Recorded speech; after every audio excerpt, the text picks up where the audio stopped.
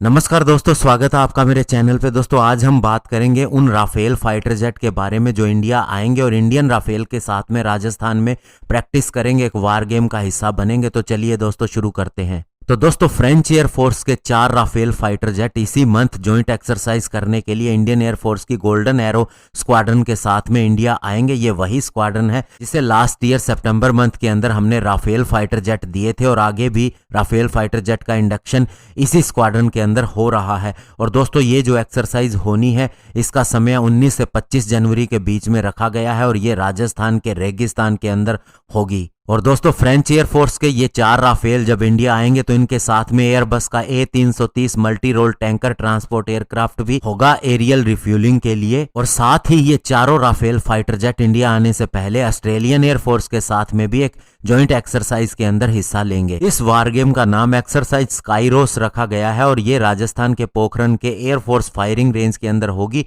और इससे पहले यहीं पर एक्सरसाइज वायु शक्ति भी हुई थी और 2019 के अंदर हुई इस एक्सरसाइज का मकसद ये था कि पायलट अपनी प्रैक्टिस कर सके और दिखा सके कि इंडियन एयरफोर्स की एबिलिटी कैसी है टारगेट को स्ट्राइक करने की, और जिसके अंदर रडार और एनिमी कॉन्वॉयज शामिल हैं जो ग्राउंड पर होते हैं। इस जॉइंट एक्सरसाइज का मुख्य लक्ष्य ये होगा कि इंटरऑपरेबिलिटी कैसे हो और साथ ही लो फ्लाइंग डेजर्ट के ऊपर और मैन्यूवरेबिलिटी, जो कि दोस्तों ओमनी रोल फाइटर जेट के लिए एक बहुत बड़ा अच्छा ऑप्शन होता है। और साथ ही दोस्तों जो हमने राफेल फाइटर जेट खरीदे हैं वे फ्रंटलाइन फाइटर जेट हैं। अगर कोई भी कंफ्लिक्ट होता है ईस्टर्न लद्दाख के अंदर तो उनका इसके अंदर हिस्सा लेना बहुत ही बड़ी बात होगी। और एक सीनियर मिलिट्री ऑफिसर ने यह भी कहा है कि एक्सरसाइज स्काईरोस पहली जॉइंट एक्सरसाइज होगी इंडियन राफेल फाइटर जेट के साथ में, और ये एक दूसरा एग्जाम्पल होगा कि फ्रांस के साथ में हमारी कितनी डीपनिंग मिलिट्री टाइज हैं। और दोस्तों राफेल फाइटर जेट का तीसरा बैच भी इसी मंथ जनवरी 27 को इंडिया के अंदर आने के लिए प्लान किया जा चुका है। और साथ ही दोस्तों इंडिया ये भी सोच रहा है कि एक फ्रेंच प्रपोजल है उसे 6 एयरबस के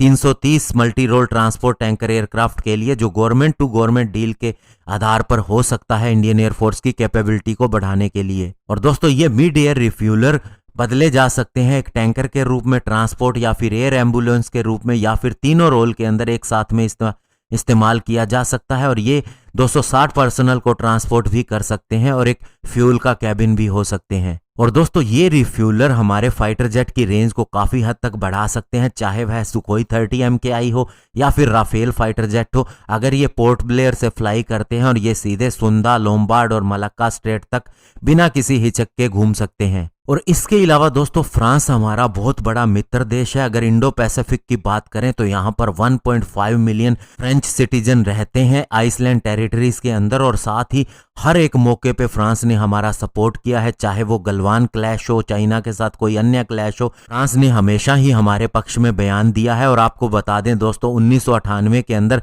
जब इंडिया ने न्यूक्लियर टेस्ट किए थे तो 527 सदस्य यूएन के, उनके अंदर से केवल एक फ्रांस था जिसने हमारी सपोर्ट की थी और किसी देश ने हमारी सपोर्ट नहीं की थी। तो ऐसे में दोस्तों जो भी डील या एक्सरसाइज फ्रांस के साथ होती है तो वो बहुत ही महत्वपूर्ण है। धन्यवाद। जय हिंद।